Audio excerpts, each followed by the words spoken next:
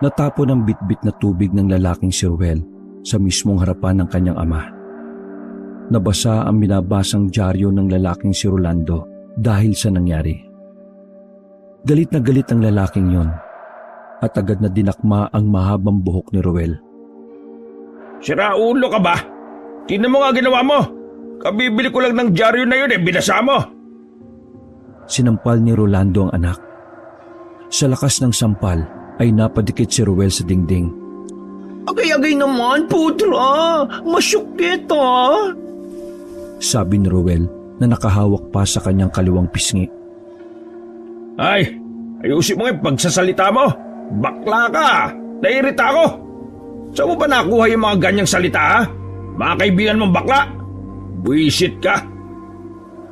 Lalapit pa sana si Rolando para saktan ulit si Ruel, ngunit napahinto ito. Stop! Sigaw ni Ruel. Nagtaka naman si Rolando habang sumalubong ang kilay nito. Bakit? Tanong ni Rolando. Dahan-dahang may binunot si Ruel at bigla itong itinutok sa ama. Nagulat pa si Rolando nang akalaing babarilin siya ng anak. Pero nang tingnan niya, ay banig-banig na tableta lang pala ang hawak ni Ruel. Bang, bang, bang! Tinamaan ka ni ganda. Charot, ay! Ito po ang gamot, to. Galing yan sa pagmamanicure ko. Inilapag ni Ruel ang mga gamot sa kanilang lumang lamesa. Sandali namang natamemi ang kanyang ama. Hindi makapaniwala si Rolando na kahit madalas niyang pagbuhata ng binabaing anak, naiisip pa rin siya nitong tulungan pagdating sa kalusugan. Pudra, baka naman, inom-inom din ng med pag may time. Di bali nang masamed, basta wag ka lang ma-dead. Kumukumpas pa ang mga daliri ni Ruel sa hangin. Totoo? Binili mo ito? Tanong ni Rolando at isa-isang kinuha ang gamot. Ay hindi, ninakaw ko yan para mag-trending ang Junakis mo. Ano ka ba naman, Pudra? Siyempre binili ko yan, no? Para sa akin ba talaga ito? Ay, hindi. Para sa akin yan. Ganito na kasi ang uso, no? Kung sino ang walang sakit, siya ang iinom ng gamot. Ay nako, Diyos ko, Pudra. Kumukulot ang eyelashes ko sa'yo, oh. For you talaga yan. Bumuntong hininga na lamang si Rolando. Nakaramdam siya ng konsensya sa kanyang katawan. Nahihiya siya sa anak dahil sa kanyang ginawang pananakit dito. Ikaw naman kasi hindi ka nag-iingat Binabasa ko pa yung dyaryo na kabibili ko lang. Ay sige na, sorry na kung nasaktan kita. Pasensya na kasi sinasaktan kita, anak, ha. Pero anak naman kasi, bakit ba ayaw mo na lang magpakalalaki? Kung magpapakalalaki ka, ikaw ang magmamana ng kakayahan ko bilang albularyo. Salbong pa ang kilay ni Rolando, ngunit noong mga sandaling yon ay kalmado na siya. Fafa, modern na ang panahon. No ako sa mga albularyo na yan. Kasi laos na. Gusto ko maging nurse, no? Ganon din naman, gumagamot din ako ng mga person na may sakit. Sabi ni Ruel. Mahal ang mag-nurse. Kung magiging albularyo ka, walang bayad. Ako pa mismo magtuturo sa'yo.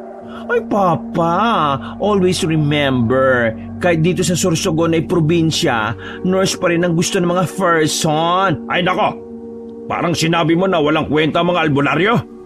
Naramdaman ni Ruel na tila nagiinit na naman ang ulo ng kanyang ama. Kaya bago pa ito sumiklab, mabilis na dinampot ni Ruel ang timba at saka lumabas ng bahay.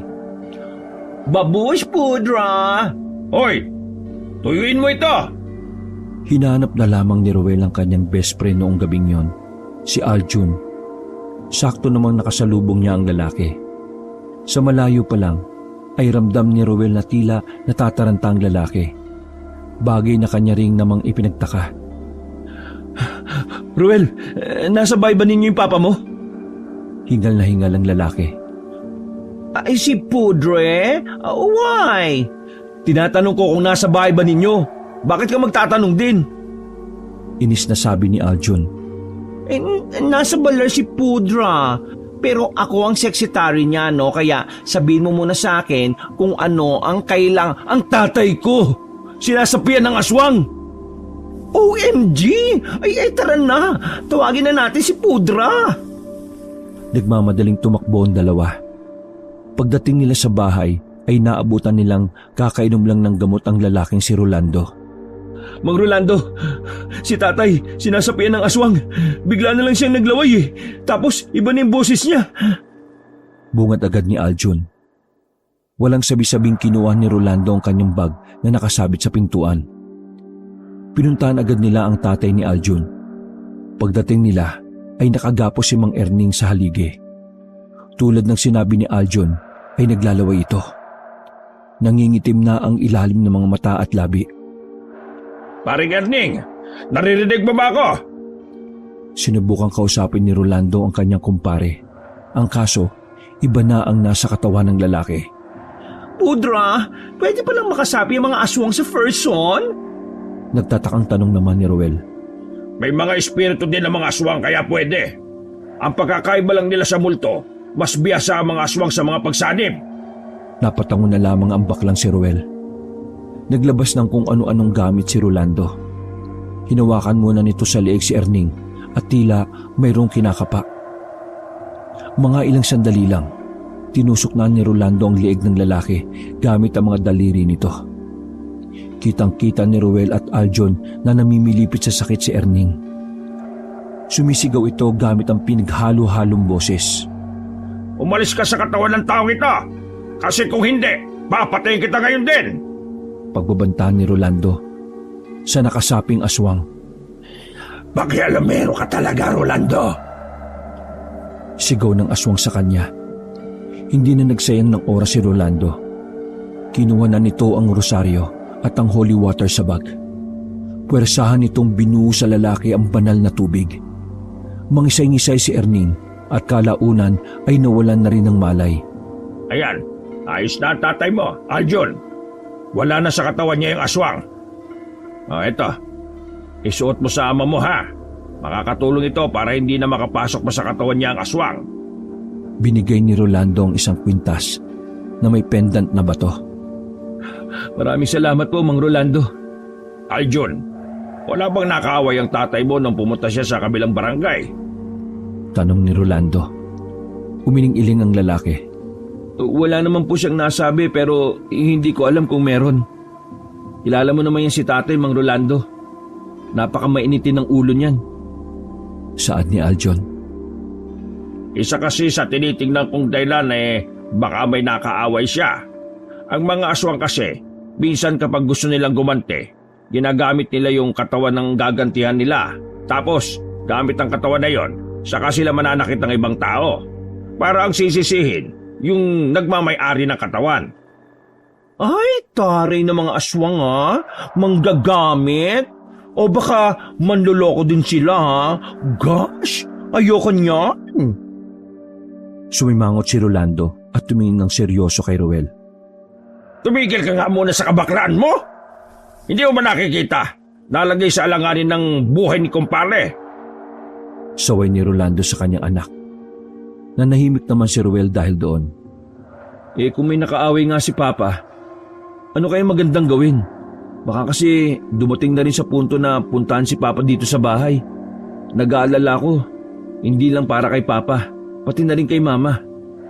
Baka sa mukha ng lalaki ang labis na pangamba. Nilapitan ito ni Rolando at tinapik sa balikat ang binata. Huwag ka mag-alala. Hanggat buhay ako, hindi mapapano ang tatay mo. Kumpare ko yan. Hindi ko hahayaan na mapahamak yan. Sige na. Kalagin mo na yung tali at pahigain ng maayos. Kapag nagising siya, painumin mo kaagad ang pinakuloang bawang ha. Kahit ayaw niya pilitin mo pa rin. Makakatulong yon para hindi siya mapasok ulit ng aswang. Maraming salamat po talaga, Mang Rolando. Kung wala kayo hindi ko na alam ang gagawin ko. Tumango na lamang si Rolando. Sabay na silang lumabas ng anak ng masigurong nasa maayos ng kalagayan si Erning. Habang naglalakad pa uwi, manghang-mangha pa rin si Ruel sa ginawa ng kanyang ama. Kahit kasi ayaw niyang maging albularyo, hindi niya may kakaila na mataas ang paghanga sa amang si Rolando. Kilala ang kanyang ama sa kanilang barangay dahil sa kahusayan nito sa panggagamot. Bukod pa doon, marami na rin nagtitiwala kay Rolando. Hindi na rin kasi nito mabilang kung ilan na ang natulungan ng lalaki. Kaya bang gawin ng isang nurse ang pagpapalayas ng aswang sa katawan ng isang tao? Ano? Sarkastikong sabi ni Rolando. Siyempre, a big no-no. Pero hindi mo rin naman kayang mag-opera ng puso, di ba, Pudra? Buwelta naman ang binabae. Napaisip si Rolando.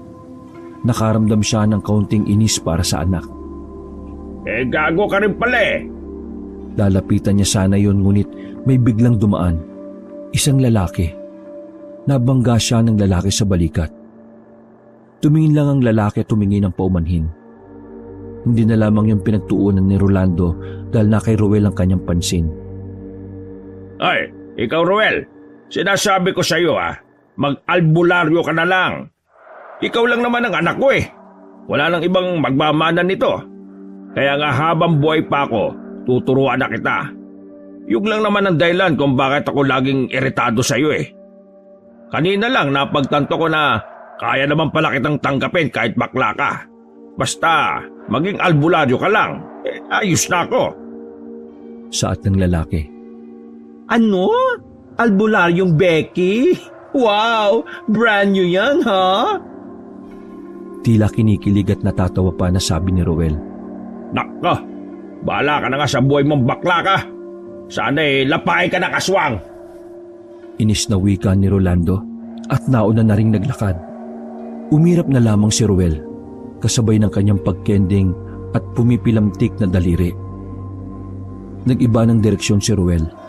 Sa halip na umuwi, ay pupunta na muna siya sa peryahan na malapit lang din sa kanila. Ilang minutong lakaran lang yon. Pagdating niya sa peryahan, ay kakaunti lang ang mga tao. Bumunot agad ng barya si Ruel at pumesto siya sa mga naglalaro ng color game. Habang naglalaro siya, ay napansin niya na tila patagal lang nakatingin sa kanya ang isang lalaki. Pasimple lang niya yung sinusulyapan. Kung gwapong lalaking yon, baka isipin niya pang may gusto ito sa kanya. Ngunit malayo sa pagiging gwapong lalaking yon. Sa isip-isip ni Ruel, mukhang hito ang lalaki. Habang tumatagal, ay nag-iiba na ang pakiramdam ni Ruel. Sa palagay niya, hindi na normal ang pagtingin ng lalaki. Ang unang pumasok sa kanyang isip ay aswang ang lalaking yon. Alam din kasi niya na may mga gumagalang aswang sa kanilang lugar. Hindi na nakatiis si Ruel. Sandali siyang huminto at pinagmasdan ng lalaki. Tila nagulat ang lalaki nang makita siyang nakatingin. Naglakad paalis ang lalaki. Sinundan agad ni Ruel yon. Ay nako, kuya. Wait song lang, no? Sigaw ng binabae. Ngunit hindi lumingon sa kanya ang lalaki. Dali-daling tumakbo si Ruel hanggang sa makaalis na sila sa peryahan. Patungo na sila sa liblib na daan. Papunta ng kabilang barangay ang daan na yon na kung saan maraming napapabalitang may mga aswang. Huminto ang lalaki. Lumingon ito at seryosong tumingin kay Ruel. Diyos ko, Lo, pinapagod mo ang lola mo, ha? Hingal na sabi ni Ruel. Nakahawak pa ito sa kanyang magkabilang tuhod. Bakit mo ako sinusundan? Tanong ng lalaki. Ikaw, bakit mo ako tinitingnan kanina sa peryahan? Bet mo ko, no? Hindi sumagot ang lalaki. Naglakad ito palapit sa kanya. Sa mga puntong yon, ay saka lamang nakaramdam ng takot si Ruel. Parang nagsisisi na siya na sinundan niya yon. Oops! Don't ka lalapit! Don't! Sisigaw ako ng help! Tama nga. Ikaw ang anak ni Rolando. Ang swerte ko ngayon. Palay na ang lumalapit sa bigas. Ay, siyo nga! Palay, lalapit sa bigas? Siyo nga, palay ang lalapit sa chicken, no? Buwelta pa ni Ruel. Baka sa kanyang mukha ang kaba kahit na dinadaan na lamang niya yun sa daldal. Wala akong pake. Lalapay na kita rito. Walang ano-ano ay biglang nagbago ang itsura ng lalaki. Sabi ko na nga tama ang lola mo. Monster ka! Malamyang tumakbo ang bakla ngunit sa kasamaang palad ay natalisod siya sa nakausling lubak. Diyos ko Lord, ang syukit! Sabi nito habang hawak ang kanyang paa. Pagtingin niya sa lalaki ay gumagapang na ito patungo sa kanya. Bumilis na lamang ang tibok ng kanyang puso. Pudra, help! Sigaw niya nang makitang kakaunting distansya na lang ay lulundag na sa kanya ang aswang. Ikalawang kabanata. Nilundagan ng aswang si Roel ngunit sa hindi inaasahang pagkakataon, lumayo rin kaagad ang aswang. Nagtataka ang lalaki kung ano ang meron kay Roel. Base sa itsura ng mukha nito, ay tila nasaktan ito sa ginawang pagdikit. Samantala, mabilis naman bumangon si Roel. Hindi na siya nagsayang ng pagkakataon. Tumakbo siya paalis at hindi na siya nagawang habulin pa ng aswang. Nang makalayo si Roel, ay saka lamang niya naisipang magpahinga. Ay, bonggang pagsabog ni Kuyang Tsaka. Aswangit pala ang loka. Kampante na ang kalooban ng bakla dahil nasa parte na siya ng daan na may mga tao na. Tinatanaw-tanaw niya pa ang pinanggalingan ngunit hindi na niya makita pa ang aswang. Dahil doon, nagpasya na lamang siya na umuwi ng kanilang bahay. Pagdating niya roon, ay nagtaka siya dahil hindi niya nakita ang ama sa bakuran. Karaniwang kasi na sa mga ganong oras ay naroon yon para magpahinga habang naninigarilyo. Borlog na ang Pudra, Kels. Goody na yon para walang ingay? Sabi ni Roel sa sarili. Pagpasok niya ng kanilang bahay, ay sinilip niya ang pinto ng kanyang ama. Nakabukas yun ng bahagya, kaya nasisipat niya si Rolando sa loob. Napakunot ang kanyang noo nang mapansin na nakahiga lang ang tatay niya. Pudra, kumain ka na ba? Tawag niya at nang itulak ang pinto ay bumungad sa kanyang ama na nanginginig. Pawis na pawis si Rolando. Kahit madalas siyang pagbuhatan ng albularyong ama, ay agad na umiral ang kanyang pagiging anak. Nilapitan niya ang lalaki. Hinawakan ang noon nito. Ayos ka lang ba, Pudra? Wala ka naman lagnat, pero why ka nanginginig?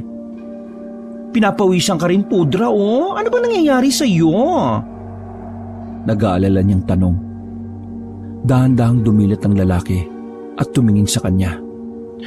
Roel, kunin mo yung nasa bag ko. Yung nasa botelya na walang pangalan. Bilis! Mahina at uutal-utal na sabi ni Rolando sa anak. Ay sige, Gora. Kinalkal ng bakla ang bag ng kanyang ama. Kalaunan ay nakita niya ang botelya at dali-daling binigay yon kay Rolando. Agad na ininom ng lalaki ang laman ng botelya. Huminga ito ng malalim at saka muling pumikit. Naku, Pudra. Huwag kang madeded-madela, ha? Diyos ko. Punyeta, ano ba? Pumikit lang ako eh. Inis na sabi ni Rolando dahil sa pag-aalog sa kanya ng anak. Akala ko naman kasi. Ito naman, oh.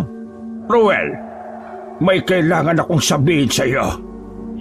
Taray, si Pudra mukhang may papamana.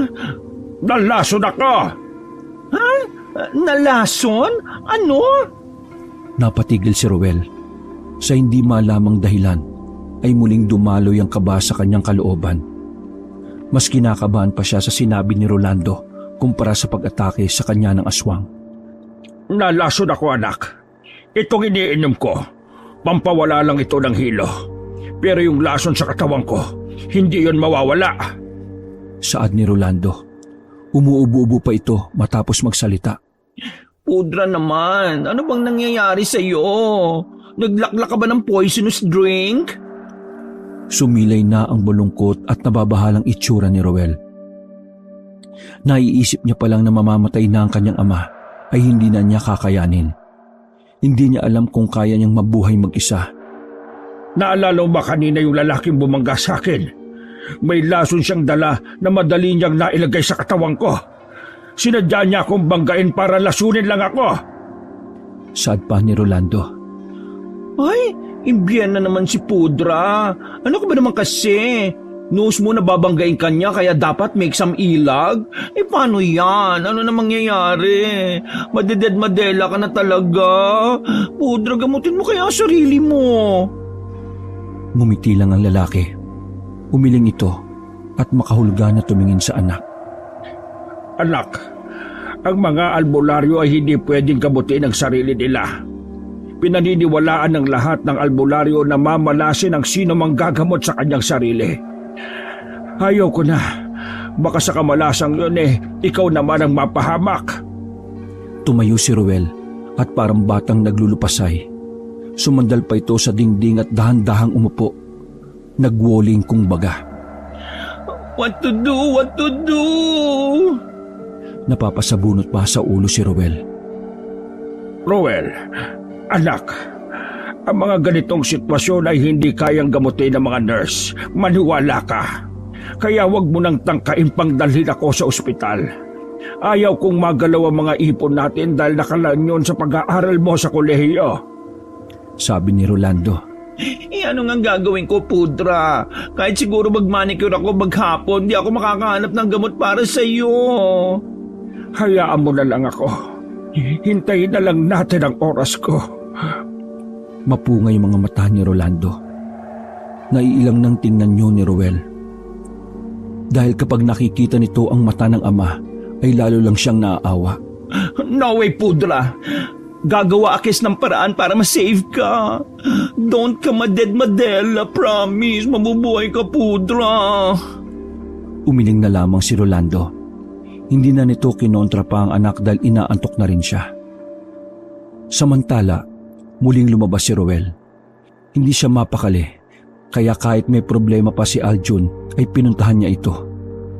Nagigib ng tubig si Aljun sa kanilang bakuran nang abutan ito ng baklang si Ruel. Oh, Ruel, ano nangyari? Bakit ka umiiyak? Tanong ni Aljun. Papa Aljun, si Pudra kasi.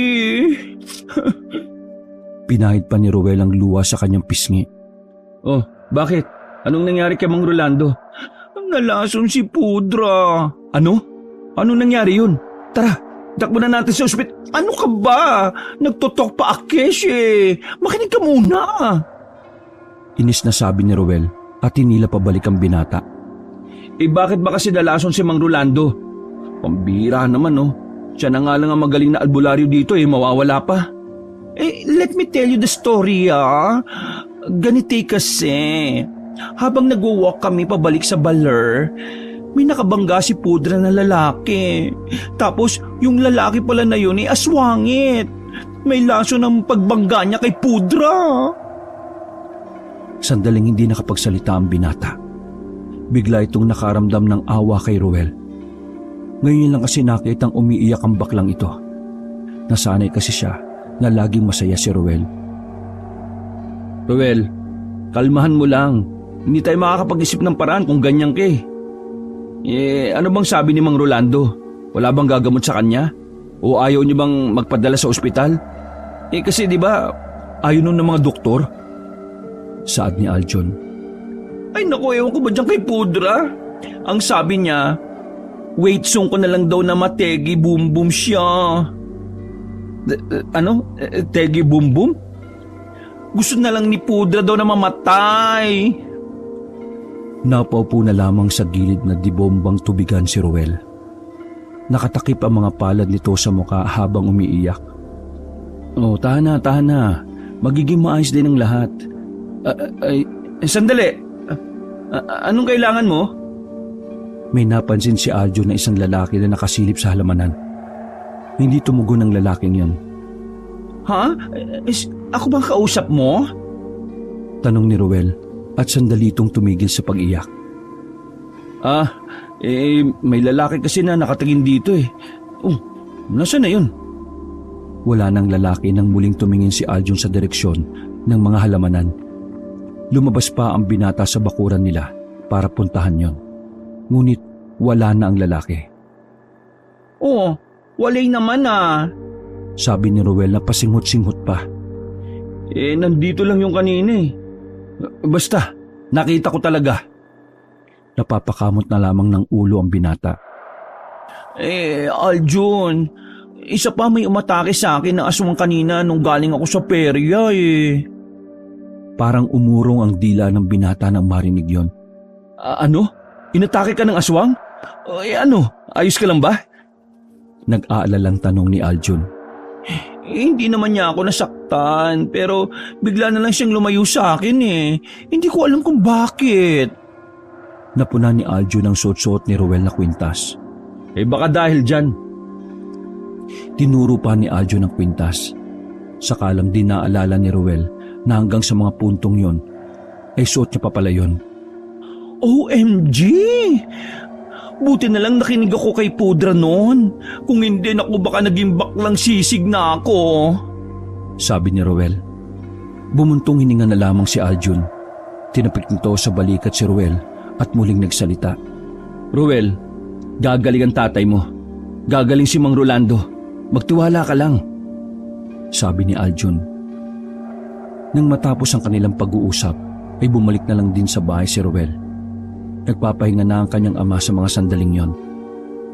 Umupo ang binata sa gilid. Pinagmamasdan niya ang kanyang ama nang may makita siyang tila may tao sa labas ng kanilang bintana. Hindi nagdalawang isip si Ruel na dungawin yon. Pagtingin niya roon ay kadiliman lamang ang nakita niya. Ngunit narinig niya na may gumagalaw sa bayabasan. Who's there? Sabi niya. 3 beses niyang inulit yon ngunit walang sumasagot. Bigla na lamang pumasok sa isipan ni Ruel ang lalaking nakita rin ng kaibigang si Aljun. Sa puntong yon, nagsimula ng magtayuan ang kanyang mga balahibo. Hindi na maganda ang kanyang kutob. Iniisip niya na baka sinusundan siya ng aswang. Para makasiguro kung totoo bang may aswang nung mga sandaling yon, hinanap niya ang langis ng kanyang ama. Pagtingin niya sa langis, ay namangha siya dahil kumukulo yun. Ay, scary! May aswang nga! Pabulong ngunit madiin ang kanyang pagkakasabi. Muli siyang napatingin sa kanyang ama. Natatakot siya sa aswang ngunit ayaw naman niyang gisingin si Rolando. Nag-isip ng paraan si Ruel. Unang pumasok sa isipan niya ay ang itak ng ama na nakasabit sa dingding. Maigpit ang pagkakahawak ni Ruel sa itak. Anumang oras ay handa siya sakaling may lumitaw sa harap ng bintana. Ruel, ano bang ginagawa mo? Bakit may hawak ka na itak? Papatayin mo na ba ako? Ay, Gonggong! Wala kang may papamana sa'yo kundi ang pagiging albularyo lang. Napalingon si Ruel nang marinig ang tinig na yun ng kanyang ama. Nagising na pala ito dahil sa mga yabag ng kanyang paa. Pudra, nagpa-practice lang Akesh. Mag-swing-swing ng itak. Pagkakaila niya, muling nilingon ni Ruel ang bayabasan. Mula roon ay nakita niya ang isang lalaki na lumabas. Tila ba tumingin pa yun sa kanya at naglakad na rin palayo. Hindi na lang yun pinansin ni Ruel. Alam niyang nakahalata ang kanyang ama na may aswang sa paligid. Ikaw, magpa-practice sumawak ng itak. Haba, may sakit ka ba? Ano naman ang gagawin mo sakaling matuto ka niyan? Ano pa ba, Pudra? Di magsisibak ng wood mala Robin Hood. Piloso po niyang sagot. Gago ka rin talaga bakla ka no? Mamamatay na lang ako't lahat-lahat. Sira ulo ka rin kausap pa rin. Pasalamat ka, hindi ako makabangon dito. Ay, thank you, Pudra. Mwah. Nag-flying kiss pa ang bakla sa kanyang ama. Tila nandiri naman si Rolando doon. Kahit dumadaldal pa ang kanyang ama, ay iniwan na muna niya ito. Matapang siyang lumabas, dala ang itak at langis. Pero pagtingin ni Ruel sa langis, ay hindi na yung kumukulo. Patunay lang yon na nakalayo na ang aswang. Parang nabunutan ng tinik sa lalamunan si Ruel. Napaupo na lamang siya sa harapan ng kanilang pintuan at napabuntong hininga. Gumugulo pa rin sa isipan niya ang lahat ng nangyayari. Dahil sa makakasunod na kaganapan sa halos isang araw pa lang, Ramdam na ramdam ni Ruel na pinupunteriya talaga sila ng mga aswang. Hindi naman na nagtaka si Ruel sa bagay na yon. Bata pa lamang siya, inaasahan na niyang balang araw na babalikan si Rolando ng mga aswang. Marami na kasi itong mga binangga. Karamihan sa mga yon ay mga aswang sa iba't ibang lugar ng Sorsogon. Nababahala lang talaga si Ruel. Sa kondisyon kasi ng kanyang ama, masakit mang aminin pero ramdam niyang walang laban si Rolando. Kung hindi nga lang siguro dahil sa mga pangontra, baka matagal na silang napasok ng mga aswang. Kinabukasan, maagang lumabas ng bahay si Ruel. Nagsibak kagad siya ng kahoy dahil marami siyang ilalagang kamote. Habang abala sa pagsisibak, ay dumaan ang mga tsismosa sa harapan ng bahay nila. Nang marinig ni Ruel ang usapan ng mga yon, ay nabitiwan niya ang hawak na itak. Muntikan pa siyang matamaan sa paa. Isang bangkay daw ng babae ang natagpuan sa bakanting lote. Ang babaeng yon ay pinaniniwala ang 7 buwan ng buntis. Agad na nanginig sa takot ang binabae. Tagaktak bigla ang pawis niya mula sa kanyang ulo. Nagiging tamang hinala na siya noong mga sandaling yon. Dahil ang pakiramdam niya, sila na ang isusunod na papatayin. Naging usap-usapan sa lugar nila ang babaeng pinatay di umano ng aswang. Samot-saring haka-haka ang kumakalat. Alam ni Ruel na malaki ang posibilidad na aswang nga ang may kagagawan nun. Maging siya kasi ay personal na naranasan na meron nga talagang aswang sa kanilang barangay. Abala lamang si Ruel sa kanilang bakuran nang puntahan siya ng lalaking si Aljun. May dala-dala itong mga prutas na mukhang bagong pitas pa. Pinapasok ni Ruel ang kaibigan at inabot ang mga dala nito. "Kumusta na si Mang Rolando?" Bungad na tanong ni Aljun. Bumuntong hininga na muna si Ruel. Nalulungkot siya kapag naaalala ang kalagayan ng kanyang ama.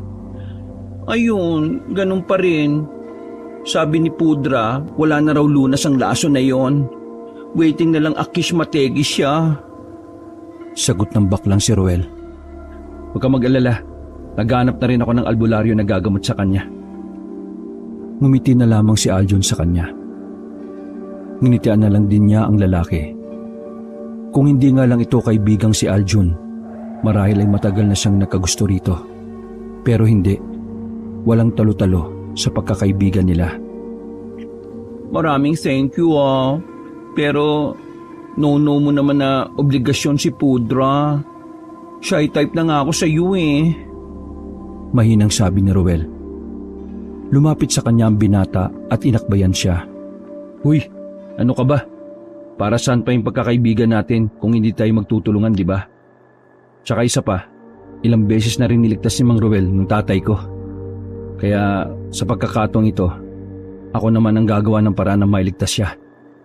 Naku, Aljun kaunting-kaunti na lang. Iisipin ko na talaga na may gusto ka sa beauty ko. "Uy, maya ka nga. Kadiri ito." Ouch! Pagdaing ng bakla nang itulak siya ni Aljun. "Hoy Ruel, siguro naman alam mo na yung nangyayari ngayon, di ba? Yung tungkol dun sa babaeng pinatay daw ng aswang?" Ay, oo, nose ko yan. Scary nga eh. Alam mo, worried ako sa aming safety ni Pudra kasi notice ko lang parang kami ni Pudra yung target ng mga pangit na yan eh. Target? Kasi albularyo si Mang Rolando? Tumpak! Papa Aljun! Mad na mga pangit na aswang kay Pudra. Kasi di ba maraming natutulungan si Pudra Kels dito sa atin. Balak nilang madedo ang Father Earth para wala nang sagabal sa kanilang goal. Wika ni Ruel na mararamdaman ng lungkot at takot sa kanyang tinig. Kung ganun mas mainam siguro na umalis na kayo sa lugar na ito. Delikado pala kayo rito. But Papa don't want to leave Ayaw niyang iwan ng baler namin dito. Tsaka sabi niya, konti na lang daw naman ang life niya here sa mundong ibabaw. Kaya oks na oks sa kanya na madedo na lang. O diba, baliwang Pudra ko? Paliwanag naman ni Ruel. Hayaan mo na lang. Ganyan siguro talaga kapag natanda na. Pagkatapos ng pag-uusap na yon, ay pinagtuunan na lamang muna nila si Rolando. Narinig kasi nilang dumadaing sa sakit ang albularyo. Dali-dali naman agad nilang inasikaso yon. Ruel, malapit na ang oras ko. Gusto ko bago ako mawala, manahin mo ang pagiging albularyo ko. Labanan mo ang mga aswang. Kailangan ka ng barangay natin. Mapait ang ngiti ni Rolando sa mga pagkakataon na yon. Pudrakels naman Ayaw ko nga mag-albularyo. Gusto ko mag-nurse. Sabi ni Ruel na napapakamot pa sa kanyang ulo. Anak, minsan, kailangan mong isuko ang sarili mong pangarap para sa mas nakararami. Anak, hindi na ito tungkol sa mga sarili natin. Tungkol na ito sa lahat. Lalo pat ngayon, nagpaparamdam na ang mga aswang. Alam na siguro nila na walang pipigil sa kanila dahil nakaratay ako rito. Umubo pa si Rolando. Ruel, baka siguro tama yung tatay mo Kasi sabi rin ng papa ko, nung pa talaga gustong sakupin ng mga aswang ang barangay natin. Ibig sabihin, matagal na tayo nasa panganib. Gatong pa ni Aljon. Sandaling nanahimik si Ruel sa mga pagkakataong yon. Hindi niya alam ang sasabihin. Nalilito siya kung tatanggapin ba niya ang sinasabi ni Rolando. Gayong matagal na rin naman niyang gusto na maging nurse sa bayan. Alam mo Ruel, kung ako lang ang anak ni Mang Rolando, hindi ako magdadalawang isip Pudra, kailangan ba talaga akes? Ito na lang si Aljon Gusto naman niya yata na maging albularyo. Ampunin mo na. Sige na naman, wag ako. Naiiyak na wika ni Ruel. Kailangan kadugo. Dahil may mga kagamitan ako na sadyang nangingilala. Ruel, hindi ko alam kung hanggang kailan pa ako magtatagal. Pero bago ko mawala, gusto kong pumunta ka sa kabilang bundok. Sa bundok ng Manawag. Naroon ang kuta ng mga aswang. Kailan lang ay nalaman ko na doon sila nagkukuta. Kailangan mo silang kalabanin. Kailangan mo silang patayin. Lahat ng gamit ko ipapahiram ko sa iyo. Ipapabasa ko sa iyo ang lahat ng libro ko para matuto ka. Dahil hindi ko kayang sanayin ka pa. Dahil sa paulit-ulit na pag-ubo ni Rolando, ay mas lalong nag-alala si Ruel. Diyos ko Lord, ano yan? Adventurous girl? Para na lang ako si Angelina Jolie. Ano nga ba yun, Tomb Raider? Gusto mo yata akong malapan ng mga aswangit pudre Gulong-gulo na ang buhok ni Ruel sa kakasabunot niya. Huwag ka mag-alala Ruel, sasamahan kita.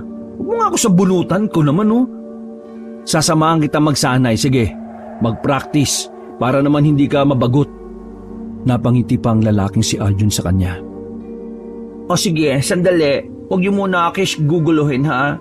Nag-iisip ang brain cells ko, okay? Naglakad si Ruel patungo sa kanilang pintuan. Malalalim na paghinga ang kanyang pinakawalan. Naguguluhan na siya. Hindi siya makapagdesisyon kung susunod ba talaga siya sa yapak ng kanyang ama. Kahit na naging malupit sa kanya si Rolando, naaawa pa rin siya sa kanyang ama. Lalo na't nakikita niya nga na ganun na ang kalagayan ni Rolando.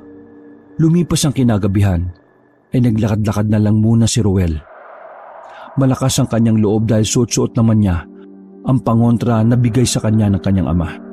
Mahangin at malamig noong mga sandaling yon. Napapaplos pa siya ng kanyang braso.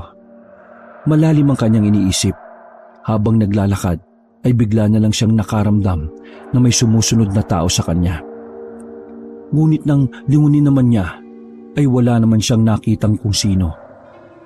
Pagtingin niya sa langis na kanyang daladala, ay napansin niyang kumukulo na yon. Indikasyon lang yon na maaaring aswang nga ang sumusunod sa kanila. Dinukot na ni Ruel ang maliit na kutsilyo na nakaipit sa kanyang tagiliran. Palunok-lunok pa siya ng laway dahil sa kaba. Who's there? Sambit ni Ruel, ngunit wala namang tumugon sa kanya. Dahan-dahan siyang lumapit doon habang hawak-hawak ang kutsilyo. Mga ilang sandali lang ay may narinig na siyang tinig ng isang lalaki. Agad siyang lumingon. Ako ba ang hinahanap mo? Tanong ng lalaki na may pagkamalaki ang boses. Matangkad dito. Sa tansya ng bakla ay hanggang dibdib lamang siya ng lalaki. Ay, ang taray, ang macho. Snitch ka. Kaswal na tanong ni Ruel. Dahil sa kakisigan ng lalaki ay parang nawawala siya sa wisyo. Masyado siyang distracted sa itsura ng kanyang kausap. Sabihin na lang natin na ako ang papatay sa iyo ngayon. Ay, papatay lang pala eh. What? Ay, bad guy ka ba? Nagsimula ng dumagundong ang kalooban ni Ruel. Paunti-unti siyang umatras habang lumalapit naman sa kanyang lalaki. Total, mamamatay na rin ang tatay mo. Isusunod na kitang bakla ka para wala nang magmamana. Kahit medyo madilim, naaninag ni Ruel ang bigla ang pagbabago ng anyo ng lalaki. Nanindig ang kanyang mga balahibo. Kahit gustong tumakbo ni Ruel, ay tila pinipigilan siya ng kaba. Dear Papa Jesus, don't mo muna ako kukunin ha. May dream pa ako, Diyos ko. Pabulong na sabi ni Ruel. Wala pang ilang segundo ay bigla nang lumundag sa kanyang lalaki. Walang nagawa ang hawak niyang kutsilyo. Sa halip ay nabitiwan niya pa yon dahil sa kanyang kalamian. Pumaibabaw ang aswang sa kanya. Tumutulo ang laway nito sa mukha ni Ruel. Nasa aktong kakalmutin na siya ng aswang, ngunit biglang uminit ang kwintas na kanyang suot. Napansin niyo ng aswang kaya dali-dali itong lumayo sa kanya. Ano yan? Nagugulo ang tanong ng lalaki. Ay, syunga ka ba? Di kwintas, di mo knows? Sarkastikong sagot ni Ruel. Tila umusok ang tenga ng aswang dahil sa kaingayan ni Ruel. Muling tinangka ng aswang na lapitan siya pero para itong napapaso. Napapansin ni Ruel na parabang nahahapdian sa balat ng lalaki. Noong mga sandaling yon ay nakuha na ni Ruel kung ano ang mangyayari. Kaya naman lalo siyang nagkaroon ng lakas ng loob. Getsong ko na. Scared ka sa kwintas ni Akesha. Yari ka ngayon. Tinanggal ni Ruel ang kwintas at saka iniamba sa aswang. Dahan-dahan namang napapatras ang aswang na yon. Aalis na sana ang aswang, ang kaso nga lang, may isang matandang babae ang bigla na lang dumaan. Napadako ang tingin ng aswang sa matanda. Nang mabasa ni Ruel ang maaaring gawin ng aswang, ay dali-dali na siyang tumakbo. Diyos ko, super grandma! Pakembot-kembot pang tumakbo si Ruel. Bago pa maabutan niyo ng aswang, ay nakalapit na siya. Napatigil ang aswang. Wala na itong nagawa kundi ang umalis na lang. Gumapang ito palayo sa kanila. Nakahinga naman ng maayos si Ruel, habang ang matandang babae naman ay nagulat sa nangyari. Aba, aswang ba ang isang yon? Iniligtas mo ako na? Tanong na matanda. Ay nako, super grandma. Tama po kayo. Pero why naman kayo nag-go out pa? Delicate ngayon, no? Kita nyo naman, muntik na kayong mangat-ngat ng pangit na aswang na yon. Sige na, go home na kayo. Saad ni Ruel. Sinuyod muna ng matanda ang madilim na kalsada. Aba, may mga aswang nga. Nararamdaman ko para silang marami. Sabi ng matanda. Kaya nga ho, Lola Granny, dapat kayo ay go home na. Shoo, uwi. Agad na ring naglakad ng mabilis sa matanda. Takot na takot at natataranta. Samantala, humugot naman ang malalim na paghinga si Ruel. Napatingin siya sa kwintas na kanyang hawak-hawak. Hindi niya alam kung ano ang meron doon, pero nagpapasalamat na lang siya dahil 2 ulit na siya nitong nailigtas. Umalis na rin si Ruel. Habang tinatahak ang daan pa uwi, naririnig niya ang ibang kabahayan na sumisigaw. Kinakabahan na rin siya dahil ang palagay niya noon ay nanggugulo na ang mga aswang. Tumakbo siya pauwi ng kanilang bahay para ipaalam sa kanyang ama ang nangyayari. Naabutan niya si Rolando na nakaupo na at nag-aayos ng kagamitan. Pudra Kels, may mga aswangit na sa ibang bahay. Gusto nila ng war. What do I do? Nababahalang tanong ni Roel. Ayan na nga ang sinasabi ko. Kung pinuntahan mo na sana kagad ang kuta nila at sinunog mo, baka hindi na yung pumunta dito. Ikaw naman kasi, ayaw mong makinig. Ngayon, maraming mga pamilya ang napapahamak. Kaya ito, kahit ang hihina ay lalabas ako ng bahay, haharapin ko sila. Sabi ni Rolando. OMG, no, Pudra. Dangerous to your health yan. Magpahinga ka na lang, ako nang bahala. Ha? Ikaw nang bahala? Eh di ba nga ayaw mo? Tumbak lang to. Wika ni Rolando. Eh may taning na nga ang life mo, di ba? Kaya dapat, ilaan mo na lang yan sa self mo. Pudra, let Queen Ruela handle the situation. Tumigil ka nga. Anong akala mo? Biruan lang ito. Nakikita mo na ngang nasa langanin ng buhay ng mga kalugar natin. Ako lang ang inaasahan ni Kapitan na kayang lumaban sa mga aswang na yan. Tapos gusto mo magpahinga ako? Hindi ko kayang matulog ng ganyan ang nangyayari. Hindi ako ikaw na mas pipili pang malagay ang iba sa alaganin kesa gumawa ng paraan. Natahimik si Roel sa mga sinabi ng kanyang ama. Aminado siya na nasaktan siya. Pero tulad nga ng sinabi ni Aljun sa kanya, pipilitin na lamang niyang intindihin ang lalaki. Pudra, serious mode na ang bakla ngayon. Gusto ko makahelp sa'yo. Ayaw na kitang ma-stress ng bonggang-bongga sa problemang ito. Let me do this. Eh paano mo gagawin yan, Aber? Alam ko wala akong alam, pero susubukan ko pa rin para sa'yo. Sasamahan ako ni Aljun. Haharapin namin ang mga aswang, Pudra. Scared ako, pero naisip ko, need ng mga person ng isang tatay para lumaban. Hindi na ikaw yon, kasi later, on dead Madela ka na. Kaya, ako na yon. Saad ni Roel sa kanya. Bumuntong hininga na lamang si Rolando. Pudra, tinatanggap ko na. Pumapayag na ako maging albularyo. Gusto ko nang sumunod sa mga yapak mo, Pudra. Pinakita pa ni Roel ang kwintas na nasa palad niya.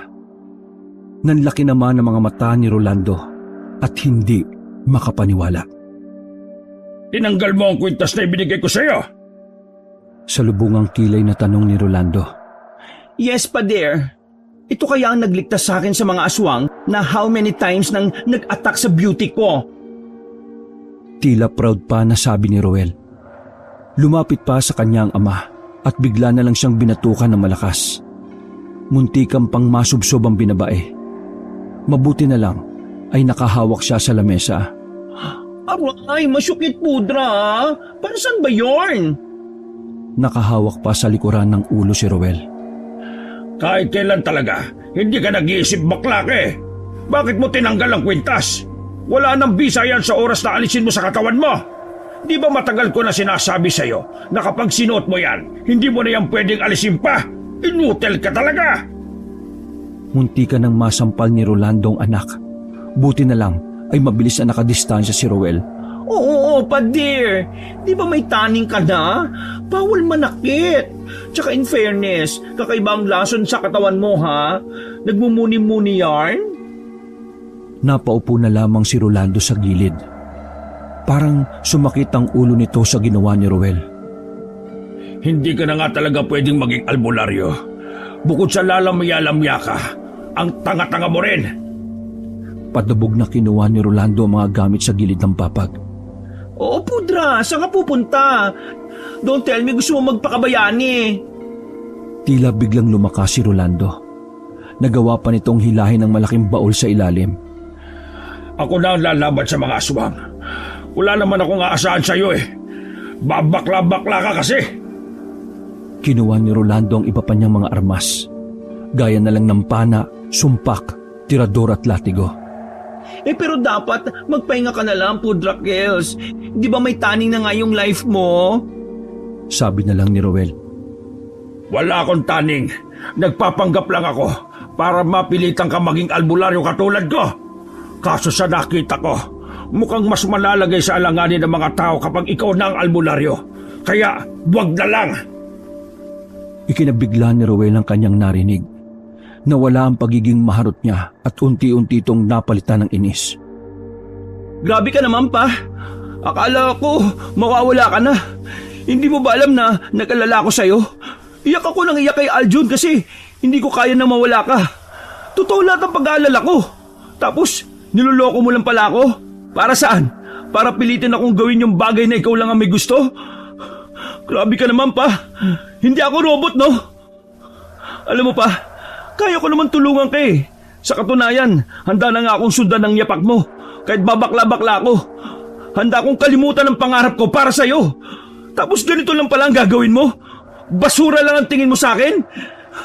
Kasi isa akong bakla? Ikinabigla ni Rolando ang sinabi ni Roel. Sa puntong yung kasi, ay boses lalaki na yon. Wala nang bahid ng kahit kaunting kabaklaan.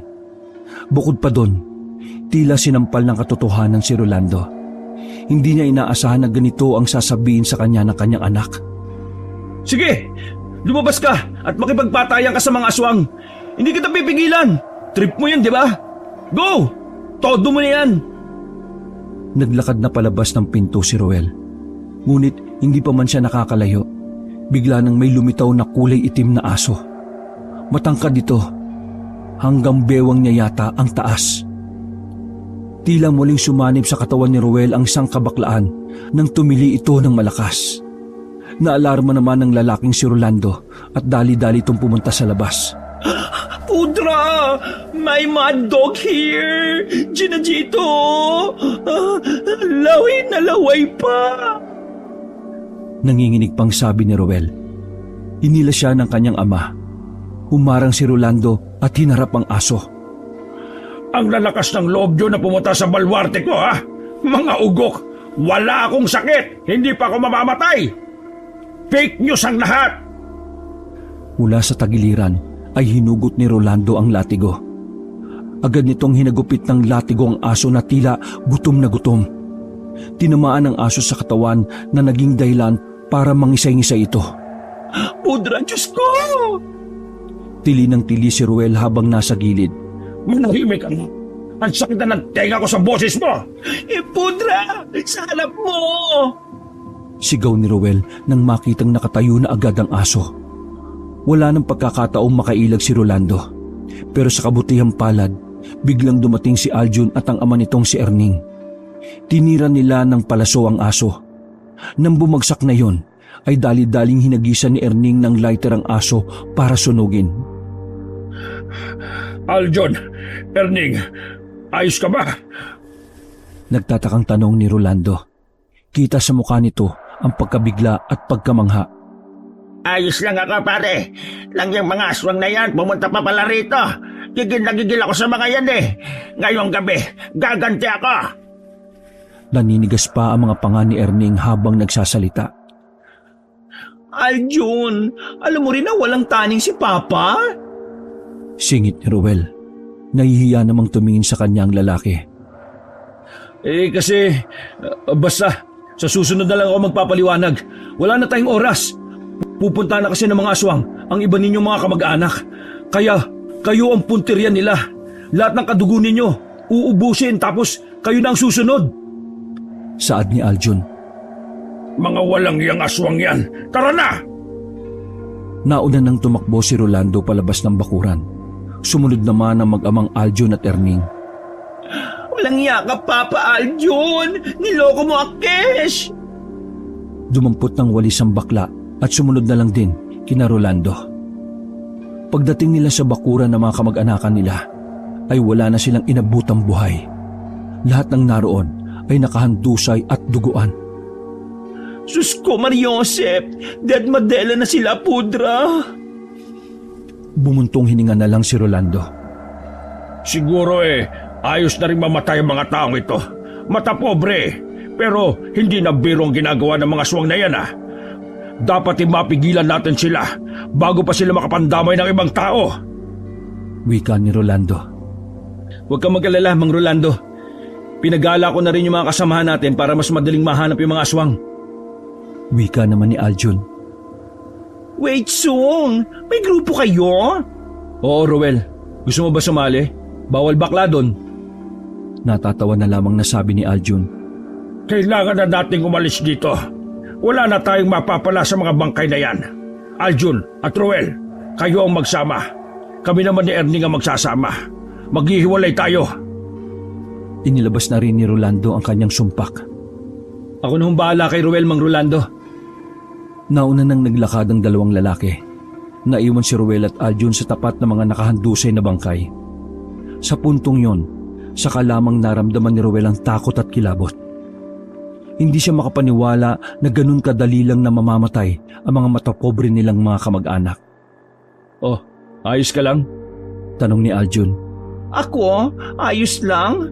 Haler, minasakirang ka mag-anak namin, no? Tapos ayos lang ako? Jombagin ko yung peslak mo eh. Pasensya na. Ang insensitive ko yata sa sinabi ko. Si Mang Rolando kasi, okay lang eh. Kaya akala ko pati ikaw, okay lang din sa'yo. Pero kailangan na nating umalis dito. Hindi na hinintay pang makapagsalita ni Aljun ng bakla. Hinila na nito paalis si Ruel. Walis lamang ang tanging dala ni Ruel na armas ng mga sandaling yon, habang si Aljun naman ay sukbit sa balikat ang pana. Kahit na nababahala at kinikilabutan, ay walang nagawa si Ruel kundi ang sumama na lamang kay Aljun. Para siyang tarsier na nakakapit kay Aljun habang sinusuri nila ang paligid. Ano ba? Nakakirita yung kapit ng kapit eh. Kumalas na lamang si Ruel kaysa matamaan pa ng matulis na siko ng lalaki. Mga ilang sandali lang, nakaramdam na sila ng presensya sa paligid. Hinila agad ni Aljun si Ruel sa gilid. Huwag kang maingay. May aswang sa paligid. Akong bahala. Sabi ni Aljun. Hinanda na ng lalaki ang kanyang pana. Binalahan agad nito ng palaso. Maya-maya lang, nakita na nila na may lumabas ng aswang. Isang lalaking kukuba-kuba. Diyos ko, ang swangit nun ah. Alam ko, kaya huwag kang maingay. Saway naman ni Aljun. Ilang metrong distansya lang ang layo sa kanila ng aswang. Nang mapansin nilang papasok na yon sa isang bakuran, hindi na nagdalawang isip si Aljun. Binanat niya ang pana at itunutok sa direksyon ng aswang ang palaso. Namangha si Ruel nang makitang tinamaan ng aswang. Hindi makapaniwala si Ruel na mahusay palang gumamit ito ng pana. Ay bongga ha, kaka-turn on si Papa Aljun. Ano ba? Magtigil ka. Ipapakain kita sa aswang eh. Lumabas sila sa pinagtataguan at pinuntahan ng aswang. Buhay pa yon, kaya binuhusan niyo ni Aljun ang kanyang dalang gaas. Pagkatapos ay tinapunan niya ng posporo. Mangisay-ngisay ang aswang habang nagliliyab. Oh ano, burn ka tuloy. Wika ni Ruel. Napalingon sila sa likuran, may mga nagdatingan na kalalakihan. Kilala ni Aljun ang mga yon, kaya nakampante si Ruel. O ano? Balita? Tanong ni Aljun sa tatlong lalaki. Mukhang nakalis na sila ng barangay. Sabi ng lalaki nakatingin sa nasusunog na aswang. Mga buwisit na mga aswang talaga yan oh. Akala kasi nila mamamatay na si Mang Rolando eh. Kaya ang lalakas ng loob. Di bale, balik muna kayo sa bahay. Mag-uusap-usap ulit tayo mamaya. Maraming salamat ah. Tinapik pa ni Aljun ang balikat ng isang lalaki. Tumango na lang ang mga yon at saka naglakad na rin paalis. Sumunod na rin ang dalawa dahil kailangan na nila munang ipahinga yon. Pagbalik nila sa bakuran nila Aljun ay nandun na rin ang iba nilang kasama. Kabilang na si Mang Rolando at Mang Erning. Hanggang sa mga puntong yon, hindi pa rin makapaniwala si Ruel. Laking pasasalamat na lang talaga niya na hindi niya talaga minana ang pagiging albularyo. Ayaw niya kasing humawak ng isang grupo. Kasi sa palagay niya, tatay niya ang kinikilalang pinuno ng mga yon. Sandaling may pinag-usapan ng samahan habang si Ruel naman ay nasa gilid lang habang nagkakape. Maya-maya lang, nilapitan siya ng kanyang ama. Ruel, bumalik ka nga sa bahay. Kunin mo yung nakatagong alak sa ilalim ng papag ko. Sabi ni Rolando. Ito naman si Pudra Kills kung kailan ako nagko-coffee, saka naman ito utos ng utos. Pagrereklamo ng baklang si Ruel. Hinaan mo ang boses mo. Pabakla-bakla ka pa, nakakaya ka. Bilisan mo na! Hinilanan ni Rolando ang anak. Wala nang nagawa si Ruel kundi ang sumunod na lang dala ang isang tasa ng kape. Halos 5 minuto lang namang lakaran ang bahay nila mula kina Aljun. Tahimik na sa paligid habang siya ay naglalakad. Kinakabahan si Ruel. Kahit kasi sinabi na ni Aljun na nakaalis na ang mga aswang, hindi pa rin mawala sa sistema niya ang takot. Si Pudra talaga walang care sa Akish. Knows naman niyang kakaalis lang ng mga syogin, tapos pinaglalakad ako alone. Ay, kainis. Pabulong-bulong niyang sabi. Makalipas ang ilang minuto, ay natanaw na rin niya ang kanilang bahay. Mukhang payapa ang kanilang bahay, kung kaya't kampante siyang lumapit doon. Nang makalapit na siya sa pintuan, may naramdaman siyang tao sa loob ng kanilang bahay. Tatakbo na sana siya pero bigla na lang may lumabas na kalalakihan mula sa gilid ng kanilang bahay. Ay, dahu kayo. Ano, hindi nyo gets ang English? Sinetch kayo. Tanong ni Ruel, ngunit patuloy lang yon sa paglapit sa kanya. Samantala, isang matandang lalaki rin ang lumabas sa pintuan ng kanilang bahay. Sa tingin ni Ruel ay nasa edad 50 na ito dahil maputi na ang buhok. Ikaw si Ruel, ang nag-iisang anak ni Rolando, na kilalang albularyo rito, tama ba? Tanong na matanda. Umiling-iling si Ruel. Ha? Di ko knows yun. Rolando? Sino yun? Pagkakaila ng bakla. Sumenya sa matanda sa mga lalaki. Walang ano-ano ay lumapit na sa kanya ang mga lalaki at hinawakan siya sa magkabilang braso. May kung anong mabaho ang pinaamoy sa kanya, dahilan para mawalan siya ng malay. Nang magkaroon ng malay, ay nagising na lang siya na nasa ibang lugar na. Naririnig niya ang mga nagtatawanan sa labas, mga boses ng lalaki. Bumangon siya, ngunit naramdaman niyang nakakadena pala ang kanyang magkabilang paa. Diyos ko, nasa langit na ba, Akish? Mabaho at nakakadiri ang kinalalagyan ni Ruel. Nanunuot sa kanyang ilong ang masangsang na kanyang naaamoy. Parang may mga bulok na daga. Bukod pa doon ay madilim din ang silid na yon. Wala siyang gaanong makita. Mga boses lamang mula sa labas ang kanyang naririnig. Mga person, pakawalan niyo Akish sa kuko ng eagle. Dahil sa kanyang pag-iingay ay narinig niya ang mga kalampagan sa pinto. Ilang sandali lamang ay bumukas na rin ang pinto. Pumasok ang 2 lalaki na may daladalang malaking lampara. Ang igay-igay mong bakla ka! Wika ng isang lalaki. Pweresahan siya nitong pinatayo. Halos maalog naman ang utak niya dahil doon. Ay, bongga, impyerna yan. Nasaan ba Akish? Pakawalan niyo Akish, Diyos ko Lord.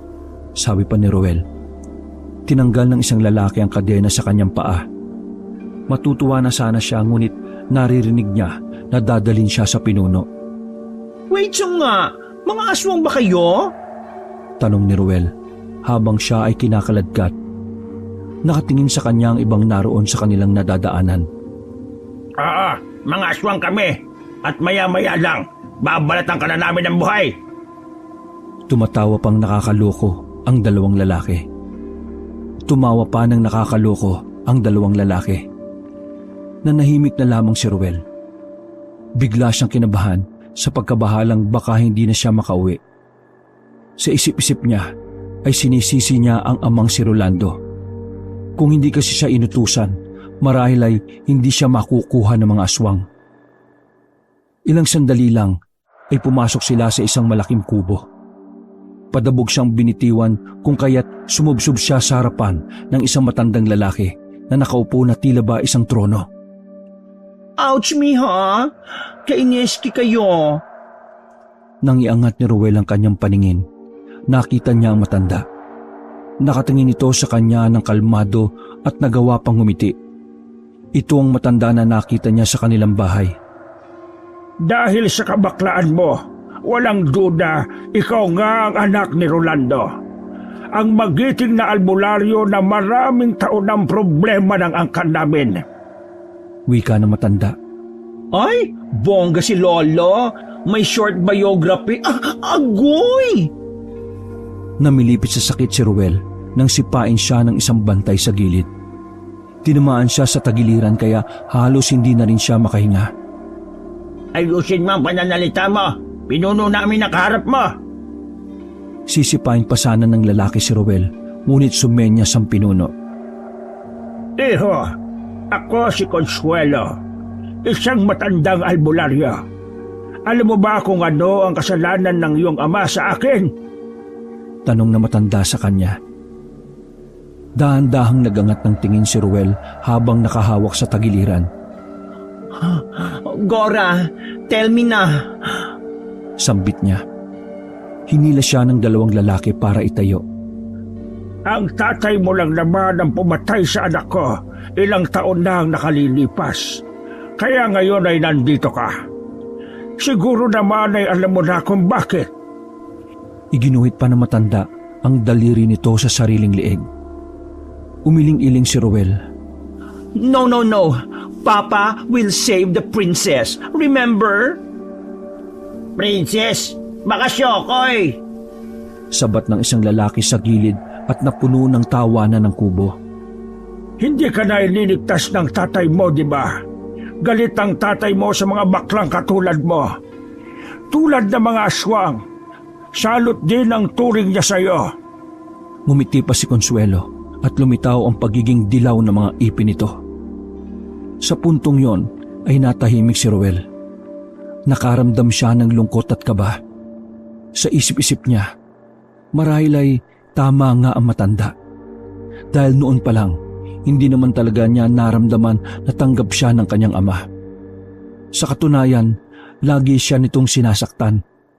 Kahit na ang gusto lang naman niya ay ang pagtanggap mula kay Rolando. Ano? Tama ko, hindi ba? Hindi ka tanggap ng tatay mo. Kaya ngayon pa lang, tanggapin mo nang dito na magwawakas ang kabaklaan mo. Dagdag pa ni Consuelo. At muli siyang pinagtawanan ng mga naroon. Halos manliit si Ruel. Parang gusto na lang din niyang mamatay. Mabuti pa patayin niyo na, Akesh. Kumalma ka lang. Darating din tayo dyan. Sa ngayon, gusto ko munang pahirapan ka. Ayaw kitang mamatay agad. Gusto ko munang malaman kung talagang ipagpapalit ni Rolando ang buhay niya para sa baklang katulad mo. Sabi ni Consuelo. Sumenyas ang matanda sa dalawang lalaki. Walang ano-ano ay pinagsusuntok ng dalawa si Ruel. Kapag mamayang madaling araw ay wala pa rin si Rolando, katayin niyo na yan para naman may ulam kayo kinabukasan. Sabi ni Consuelo. At naghiyawan naman ang mga aswang. Habang si Ruel naman ay tinitiis ang bawat suntok at sipa. Naiiyak na lamang ang bakla. Unti-unti na niyang tinatanggap na hanggang doon na lamang ang kapalaran niya. Makalipas ang halos ilang minutong pambubugbog, inakay na rin siya ng dalawa at binalik sa mabahong silid. Mabuti na lang at may lampara na naiwan kaya kahit papaano ay maliwanag sa silid. Pinilit ni Ruel na makatayo. Napangiti siya dahil malakas-lakas pa ang kanyang tuhod kahit na masakit ang buo niyang katawan. Sa apat na sulok ng mabahong kwarto na yon ay nag-isip ng malalim si Ruel. Kapag naaalala niya ang pangarap na maging nurse, ay nagkakaroon siya ng pag-asa sa buhay. Bagay na nakatulong para maging positibo siya sa mga sandaling yon. Kailangan kong makalet go sa kulungan na ite. Pero how? Napasandal na lamang si Ruel sa gilid at napaupo. Hindi na niya naramdaman na unti-unti na pala siyang nakakatulog. Nagising na lang siya nang bigla na naman siyang hilahin ng dalawang lalaki palabas. Narinig niya na madaling araw na at oras na para katayin siya. Ang ibig sabihin lang nun, hindi siya pinuntahan ng kanyang ama. Natatawa na lamang si Ruel. Naisip niya na marahil totoo nga ang sinabi ni Consuelo. Na tulad ng mga aswang, salot ding may tuturing ang baklang katulad niya para sa kanyang ama. dinala siya sa gitna ng malawak na bakuran.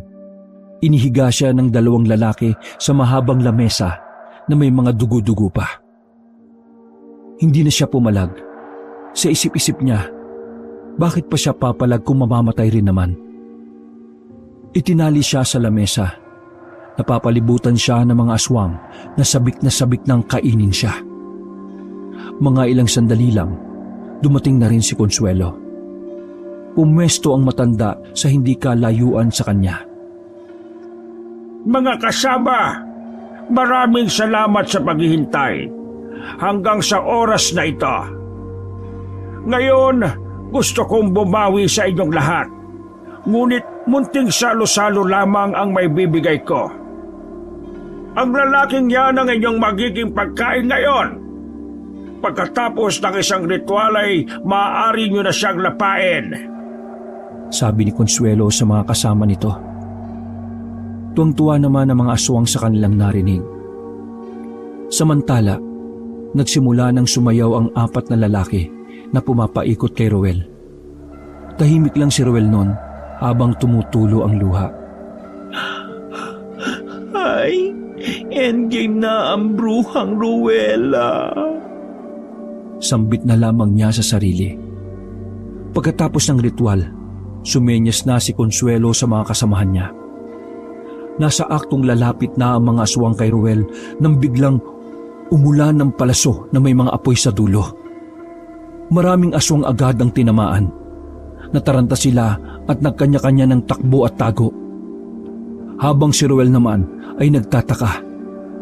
Pagdilat niya ng kanyang mga mata ay una niyang nakita ang mukha ng kanyang ama. Habang si Aljo naman ang nagtatanggal ng pagkakatali sa kanya. Naku, Pudra Kels, you save your princess. Love na love mo talaga, Akish, no? Niyakap ni Ruel ang kanyang ama. Ano ba naman mamaya na yan? Nasa labanan tayo. Baklang to talaga. Uy, si Pudra, ayaw aminin na love niya ang princess niya. Dadagukan ko yung mukha mo kapag hindi ka tumigil. Sabi pa ni Rolando at inambahan ng sampalang bakla. Ngunit napatigil ito nang makita ang mga pasa ni Ruel sa katawan. Napansin ni Ruel na nagsarado ang kamao ng kanyang ama. Hindi man aminin ni Rolando, halatang halata ang pag-aalala nito sa anak. Mga kasama, wala kayong ititirang kahit na isa. Matanda man, babae o bata. Basta aswang ay ubusin natin. Sigaw ni Rolando sa mga kasama niya. Nagulat si Ruel dahil ang daming dala na tao ni Rolando. Dito niya napatunayan na talagang pinuno ang kanyang ama ng isang samahan. Ruel, sige na, sa akin ka na sumama. Sabi ni Adyon sa kanya nang hilahin siya. Ay, namiss kita, Papa Adyon. Manahimik ka nga muna. Intindihin mo yung gulong nangyayari. Inabot ni Adyon ng isang itak kay Ruel. Ay, katipunera ang peg. Halika na, tara na! Walang pagdadalawang isip na nilabanan nila ang mga aswang. Nagkanda labo-labo na. Kung sino-sinong aswang na lang ang hinahagupit ni Ruel. Pero wala naman siyang tinatamaan kahit ni isa. Nasa likod lang din niya si Aljon at hindi siya lumalayo. Bukod kasi sa wala naman siyang alam sa pakikipaglaban, mabagal pa siyang kumilos dahil sa mga bugbog. Mga kasama, wala tayong patatawarin! Sigaw ni Rolando. Ay, Teray, angry person ni Pudra. Sobrang nag-alala sa iyo yan nang hindi ka na bumalik. Kaya naisip namin na baka nakuha ka na ng mga aswang. Wika ni Aljon habang nakatingin sa ibang direksyon. Nakaramdam ng tuwa si Ruel. Ang tuwa na yon ay ang nagbigay sa kanya ng lakas ng loob para lumaban. Nagulat na lang si Aljon nang makitang lumulusob mag-isa si Ruel. Pinagtatataga nito ang mga nakahandusay na aswang na buhay pa rin. Mga monster! Kayo ang salot at hindi ang mga sangkabaklaan! Wala nang pakialam si Ruel kung magtalsika ng mga dugo sa kanya. Gigil na gigil siya sa mga sandaling yon. Makalipas ang ilang minuto, napulbos na rin nila ang mga aswang. Tanging si Consuelo na lang ang nawawala. Nang idako ni Ruel ang kanyang tingin sa ama, Napansin niyang palapit na pala si Consuelo rito. Galing ito sa itaas ng puno. Lumundag yun kay Rolando. Mabilis naman tumakbo si Ruel patungo sa ama. Nasagip niya ang ama at dalawa silang sumubsob. Samantala, natamaan naman ni Aljo ng palaso si Consuelo na dahilan para bumagsak ito. Nawalan ng malay si Ruel. Hindi alam ni Rolando ang nangyari pero labis itong kinabahan. Paghawak niya sa likuran ng anak ay may dugo ito. Nakalmot pala ito ni Consuelo sa likuran. Malalim ang kalmot kung kaya't labis na nabahala ang albularyo. Dahil sa pagsagip sa kanya ng anak, ito ang nangyari sa kanya. Mang Rolando, malalim yata ang sugat. Sabi ni Aljon na nag-aalala rin. Hoy, Ruel, gumising ka! Sabi ni Rolando, ngunit wala pa ring malay ang anak. Dahil doon ay gumawa ng paraan si Rolando para agapan ang pagdurugo ng sugat nito. Kinuha nito ang daladalang kape na mabisang pampabagal ng pagdurugo ng sugat. Binudburan niya ng kape ang sugat ni Ruel. Mga ilang sandali lang ay biglang tumili si Ruel sa sobrang hapdi. Ang sakit, Pudra! Eto naman hindi ba biro? Uy, si Pudra, malapit na mag-cry. Sabi ni Ruel na ikinainis naman ng kanyang ama. Gago ka ba talaga? Nagawa mo pang gumanyan? Kung ako na lang kaya ang pumatay sa'yo ngayon, hayop ka! Galit na galit si Rolando. Mabuti na lang ay naawat agad ito ni Arjun at ng iba pa nilang mga kasama. Salamat, Pudra, ha. Kahit pa paano, naramdaman ko na mahal mo talaga, Akish. Sorry kung sakit ako ng brain cells mo. Malungkot na sabi ni Ruel na parang hindi nararamdaman ang hiwa sa likuran. Gago ka pala. Akala mo ba hindi ka mahalaga sa akin? Oo, ayaw ko na ganyan ka. Pero ano pa bang magagawa ko? Di tanggapin ka. Kaya lang naman kita gustong maging lalaki kasi ayaw kong nilalait-lait ka ng iba. Pinilit tumayo ni Ruel at niyakap ang kanyang ama ng mahigpit. Niyakap na lang din siya ni Rolando. Ouch, Pudra! May sugat pala, Akish, remember? Dagdagan ko pa yan Natalo nila ang mga aswang nung oras na yon. Wala silang tinira. Nang sa ganon ay hindi na muli pang kumalat ang lahi ng mga aswang. Makalipas lang ang ilang buwan ay nagkaayos na rin ang mag-ama. Natanggap na rin ni Rolando kung ano ba talaga si Ruel. Hindi yun naging madali para sa kanya. Pero inisip na lang niya kung saan mas liligaya ang kanyang anak. Oh, sakto na ba yung baon mo? Tanong ni Rolando sa anak na nagsusuklay pa sa harap ng salamin. Yes, Pudra Kels. Sobra na nga ito Baka naman ibili mo pa ng makeup mo yan, Ruel, ha? Pagkain ang bilhin mo dyan. Tanggap ko na kung ano ka pero huwag mong pababayaan ang kalusugan mo. Nako, malilintikan ka talaga sa akin. Pudra, ikaw din dapat may diabetes ka na din, di ba? Ingatan mo rin ang sarili mo. Oo na. Basta galingan mo mag-aral, ha? Para maging ganap ka ng nurse. Ngumiti na lamang si Ruel sa sinabi ng ama. Hindi niya inakala na darating ang araw na yon. Dahil sa araw na yon ay sisimulan na niya ang kanyang pangarap na maging nurse. Na siya rin namang pinayagan ng kanyang ama. Wakas.